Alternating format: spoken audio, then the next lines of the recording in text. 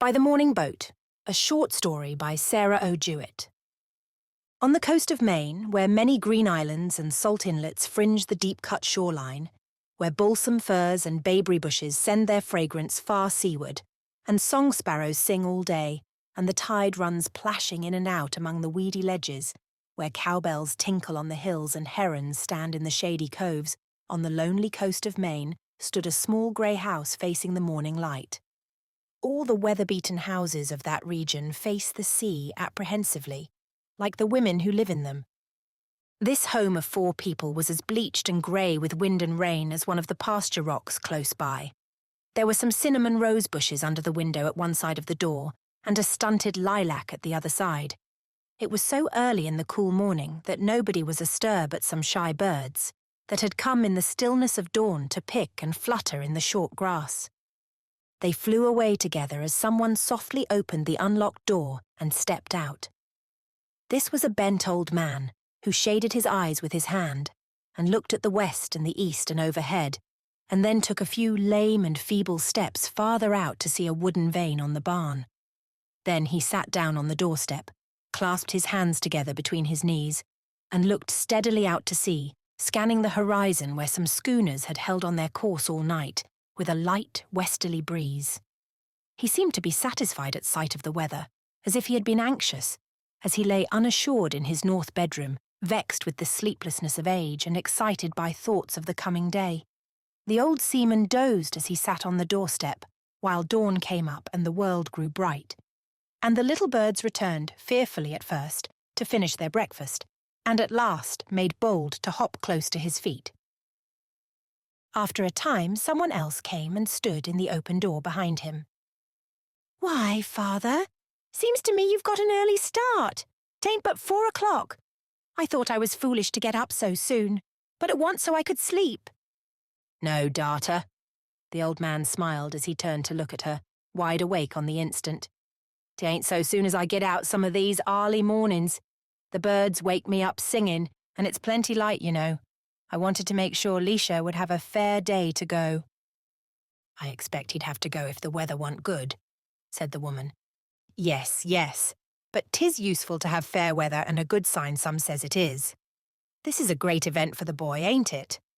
I can't face the thought of losing on him, father." The woman came forward a step or two and sat down on the doorstep. She was a hard-worked, anxious creature whose face had lost all look of youth. She was apt, in the general course of things, to hurry the old man and to spare little time for talking, and he was pleased by this acknowledged unity of their interests.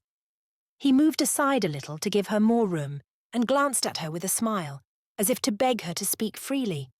They were both undemonstrative, taciturn New Englanders. Their hearts were warm with pent-up feeling, that summer morning, yet it was easier to understand one another through silence than through speech. "No, I couldn't get much sleep," repeated the daughter at last. "Some things I thought of that ain't come to mind before for years. Things I don't relish the feeling of all over again. 'Twas just such a morning as this. Poor little Leisha's father went off on that last vigy of his," answered the old sailor with instant comprehension. "Yes, you've had it master hard, poor gal, ain't you? I advised him against going off on that old vessel with a crew that wa'n't capable. Such a morning as this, when I come out at sun-up, I always seem to see her topsails over there beyond the pint, where she was to anchor. Well, I thank heaven Leisha was averse to going to sea," declared the mother. "There's dangers ashore, Lucy Ann," said the grandfather solemnly. But there was no answer, and they sat there in silence until the old man grew drowsy again. "Yesterday was the first time it fell onto my heart that Leisha was going off," the mother began again, after a time had passed. "Perhaps folks was right about our needing of him. I've been working every way I could to further him and get him a real good chance up to Boston, and now that we've got to part with him, I don't see how to put up with it."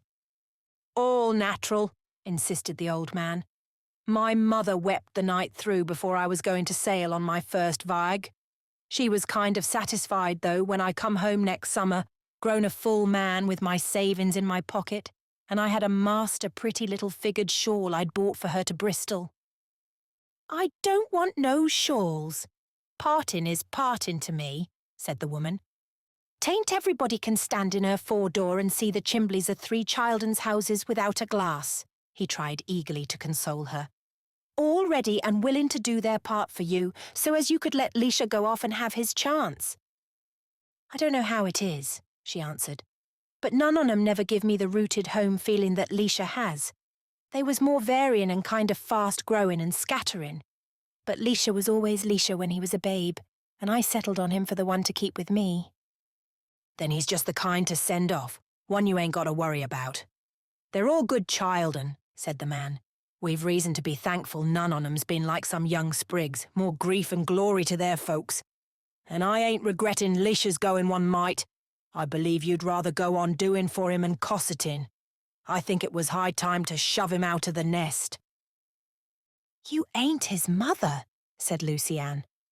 "What be you going to give him for his breakfast?" asked the stern grandfather, in a softened, less businesslike voice. "I don't know's I'd thought about it special, sir.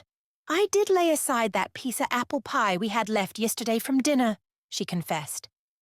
"Fry him out a nice little crisp piece of pork, Lucy Ann, and it will relish with his baked potatoes. He'll think of his breakfast more times than you expect. I know a lad's feelings when home's put behind him." The sun was up clear and bright over the broad sea inlet to the eastward, but the shining water struck the eye by its look of vacancy. It was broad daylight, and still so early that no sails came stealing out from the farmhouse landings, or even from the grey groups of battered fish houses that overhung here and there a sheltered cove. Some crows and gulls were busy in the air. It was the time of day when the world belongs more to birds than to men. "Poor Lisha," the mother went on compassionately. "I expect it has been a long night to him. He seemed to take it in, as he was going to bed, how it was his last night to home. I heard him thrashing about kind of restless sometimes." "Come, Lucy Ann, the boy ought to be stirring," exclaimed the old sailor, without the least show of sympathy. "He's got to be ready when John Sykes comes, and he ain't so quick as some lads." The mother rose with a sigh and went into the house. After her own sleepless night, she dreaded to face the regretful, sleepless eyes of her son. But as she opened the door of his little bedroom, there lay Elisha sound asleep and comfortable to behold. She stood watching him with gloomy tenderness until he stirred uneasily, his consciousness roused by the intentness of her thought and the mysterious current that flowed from her wistful, eager eyes. But when the lad waked, it was to a joyful sense of manliness and responsibility. For him, the change of surroundings was coming through natural processes of growth, not through the uprooting which gave his mother such an aching heart. A little later, Elisha came out to the breakfast table, arrayed in his best sandy brown clothes, set off with a bright blue satin cravat, which had been the pride and delight of pleasant Sundays and rare holidays. He already felt unrelated to the familiar scene of things and was impatient to be gone. For one thing, it was strange to sit down to breakfast in Sunday splendour, while his mother and grandfather and little sister Lydia were in their humble everyday attire. They ate in silence and haste as they always did, but with a new constraint and awkwardness that forbade their looking at one another. At last, the head of the household broke the silence with simple straightforwardness.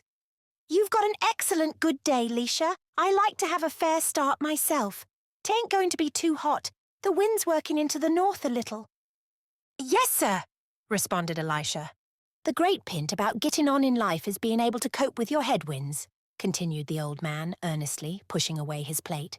"Any fool can run before a fair breeze, but I tell you a good seaman is one that gets the best out of his disadvantages. You won't be treated so pretty as you expect in the store, and you'll get plenty of blows to your pride, but you keep right ahead, and if you can't run before the wind, you can always beat. I ain't no hand to preach, but preaching ain't going to sarve ye now. We've gone and fetched ye up the best we could, your mother and me, and you can't never say but you've started amongst honest folks. If a vessel's built out of sound timber and has got good lines for sailing, why then she's seaworthy. But if she ain't, and a mess of preaching ain't going to alter her over. Now you're standing out to sea, my boy, and you can bear your home in mind and work your way, same's plenty of others has done." It was a solemn moment. The speaker's voice faltered, and little Lydia dried her tearful blue eyes with her gingham apron.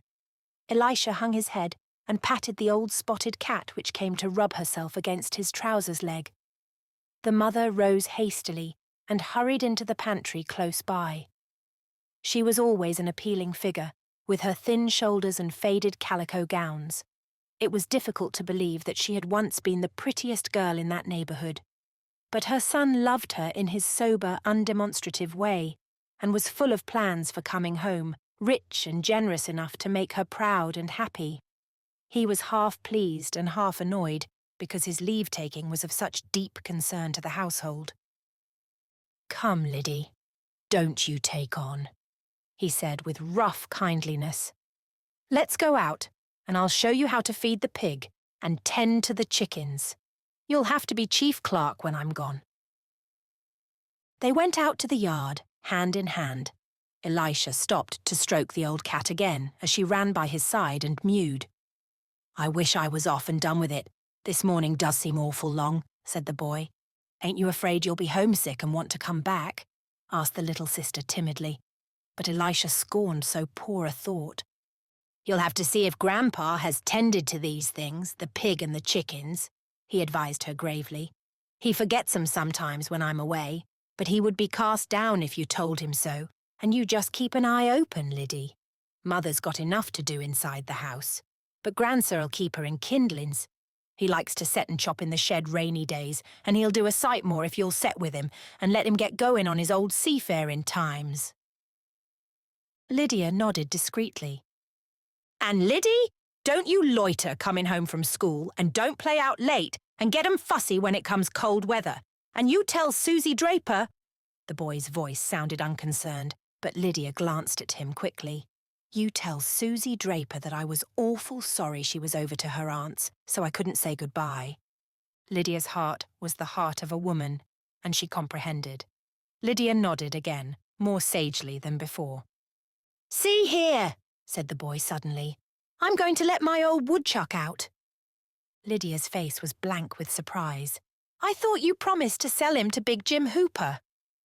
"I did, but I don't care for Big Jim Hooper. You just tell him I let my woodchuck go." The brother and sister went to their favourite playground between the ledges, not far from the small old barn. Here was a clumsy box with wire gratings, behind which an untamed little wild beast sat up and chittered at his harmless foes. "He's a whopping old fellow," said Elisha admiringly. "Big Jim Hooper shan't have him." And as he opened the trap, Lydia had hardly time to perch herself high on the ledge before the woodchuck tumbled and scuttled along the short green turf and was lost among the clumps of juniper and bayberry just beyond. "I feel just like him," said the boy. "I want to get up to Boston just as bad as that. See here now." And he flung a gallant cartwheel of himself in the same direction, and then stood on his head and waved his legs furiously in the air.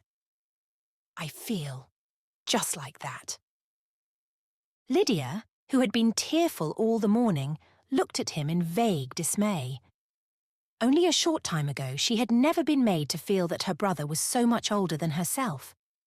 They had been constant playmates, but now he was like a grown man and cared no longer for their old pleasures. There was all possible difference between them that there can be between 15 years and 12, and Lydia was nothing but a child. "Come, come, where be ye?" shouted the old grandfather, and they both started guiltily. Elisha rubbed some dry grass out of his short-cropped hair, and the little sister came down from her ledge. At that moment, the real pang of parting shot through her heart. Her brother belonged irrevocably to a wider world. "Ma'am, Stover has sent for ye to come over. She wants to say goodbye to ye," shouted the grandfather, leaning on his 2 canes at the end of the bam. "Come, step lively, and remember you ain't got none too much time, and the boat ain't going to wait a minute for nobody." "Ma'am Stover?" repeated the boy with a frown. He and his sister knew only too well the pasture path between the 2 houses. Ma'am Stover was a bedridden woman who had seen much trouble, a town charge in her old age. Her neighbours gave to her generously out of their own slender stores. Yet with all this poverty and dependence she held firm sway over the customs and opinions of her acquaintance, from the uneasy bed where she lay year in and year out, watching the far sea line beyond a pasture slope. The young people walked fast, sometimes running a little way, light-footed, the boy going ahead, and burst into their neighbour's room out of breath. She was calm and critical, and their excitement had a sudden chill. "So the great days come at last, Leisha?" she asked, at which Leisha was conscious of unnecessary aggravation. "I don't know's it's much of a day to anybody but me," he added, discovering a twinkle in her black eyes that was more sympathetic than usual. "I expected to stop and see you last night, but I had to go round and see all our folks, and when I got back it was late and the tide was down, and I knew that Grandsir couldn't get the boat up all alone to our lower landing. Well, I didn't forget you, but I thought perhaps you might forget me, and I'm going to give you something. 'Tis for your folks' sake. I want ye to tell 'em so. I don't want you never to part with it, even if it fails to work and you get proud and want a new one. It's been a sight of company to me." She reached up with a flush on her wrinkled cheeks and tears in her eyes, and took a worn old silver watch from its nail, and handed it, with a last look at its white face and large gold hands, to the startled boy. "Oh, I can't take it from ye, Mam Stover. I'm just as much obliged to you," he faltered. "There, go now, dear, go right along," said the old woman, turning quickly away. "Be a good boy for your folks' sake. If so be that I'm here when you come home, you can let me see how well you've kept it." The boy and girl went softly out, leaving the door wide open, as Mam Stover liked to have it in summer weather, her windows being small and few. There were neighbours near enough to come and shut it if a heavy shower blew up. Sometimes the song sparrows and whippoorwills came hopping in about the little bare room. "I felt kind of shamed to carry off her watch," protested Elisha, with a radiant face that belied his honest words. "Put it on," said proud little Lydia, trotting alongside, and he hooked the bright steel chain into his buttonhole and looked down to see how it shone across his waistcoat. None of his friends had so fine a watch. Even his grandfather's was so poor a timekeeper that it was rarely worn except as a decoration on Sundays or at a funeral. They hurried home. Mam Stover, lying in her bed, could see the two slight figures nearly all the way on the pasture path, flitting along in their joyful haste. It was disappointing that the mother and grandfather had so little to say about the watch. In fact, Elisha's grandfather only said "poor creature" once or twice, and turned away, rubbing his eyes with the back of his hand. If Mam Stover had chosen to give so rich a gift, to know the joy of such generosity, nobody had a right to protest. Yet nobody knew how much the poor wakeful soul would miss the only one of her meagre possessions that seemed alive and companionable in lonely hours. Somebody had said once that there were chairs that went about on wheels, made on purpose for crippled persons like Mam Stover, and Elisha's heart was instantly filled with delight at the remembrance. Perhaps before long, if he could save some money and get ahead, he would buy one of those chairs and send it down from Boston. And a new sense of power filled his honest heart. He had dreamed a great many dreams already of what he meant to do with all his money, when he came home rich and a person of consequence in summer vacations.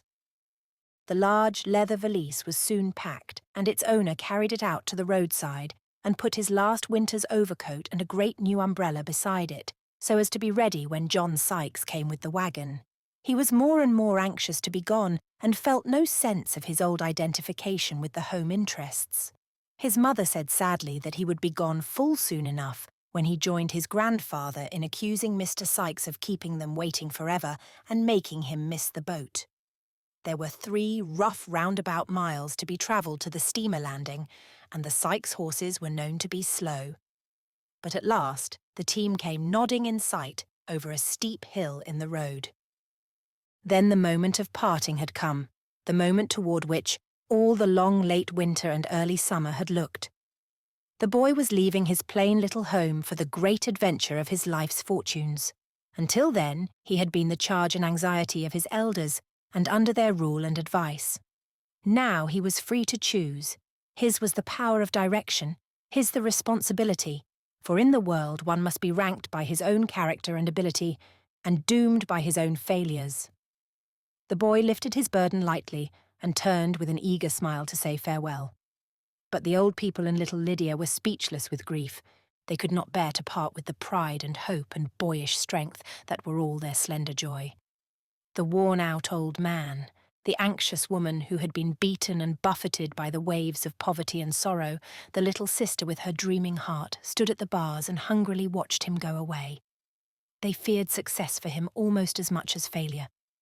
The world was before him now, with its treasures and pleasures, but with those inevitable disappointments and losses which old people know and fear, those sorrows of incapacity and lack of judgment which young hearts go out to meet without foreboding.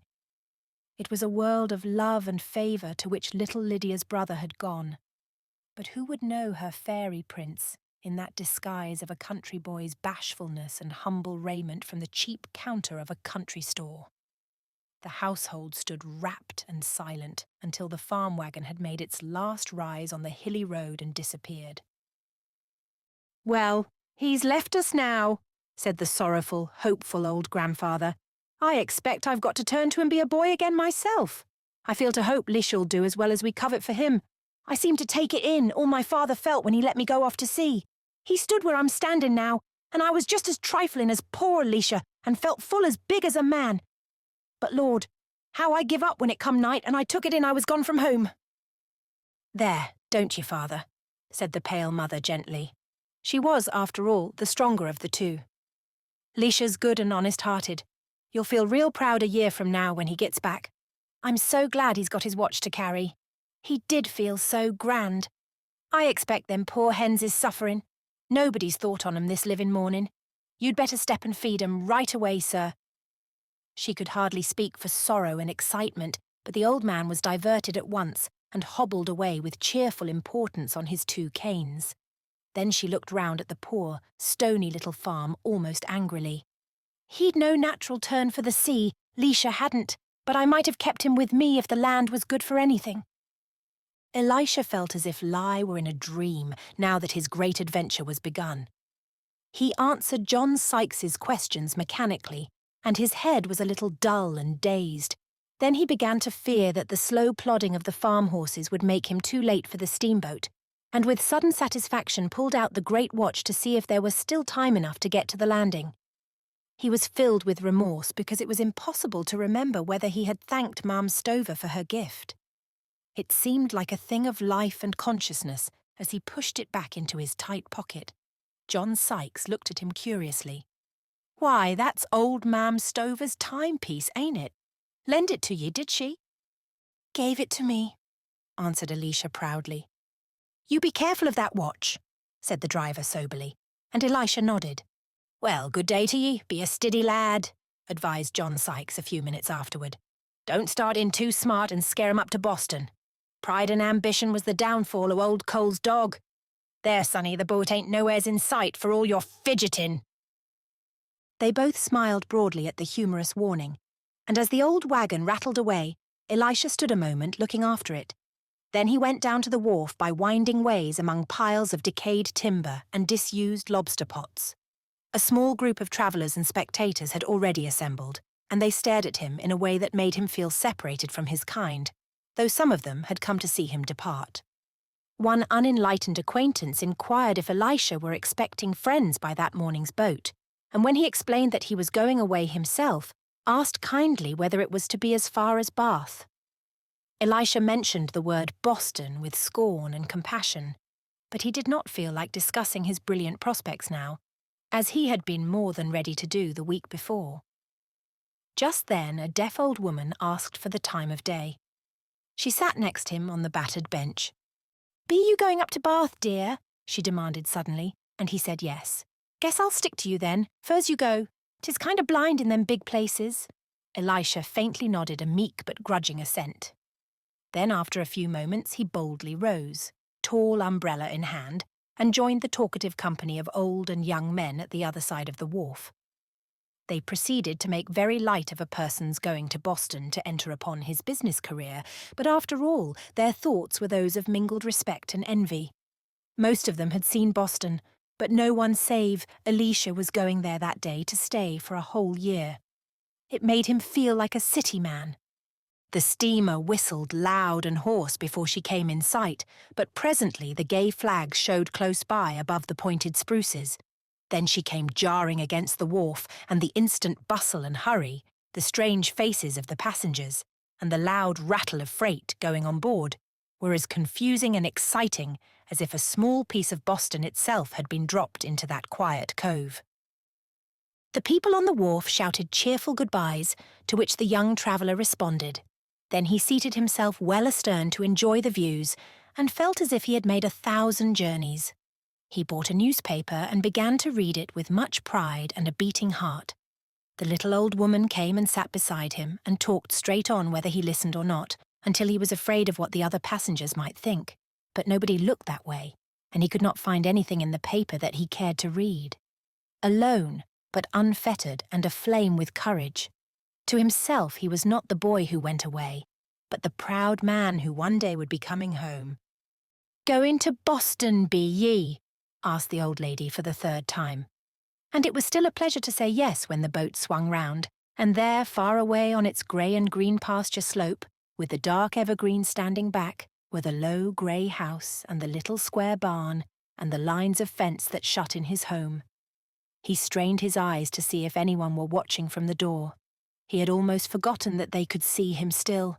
He sprang to the boat's side. Yes, his mother remembered. There was something white waving from the doorway. The whole landscape faded from his eyes except that faraway grey house. His heart leaped back with love and longing. He gazed and gazed until a height of green forest came between and shut the picture out. Then the country boy went on alone to make his way in the wide world.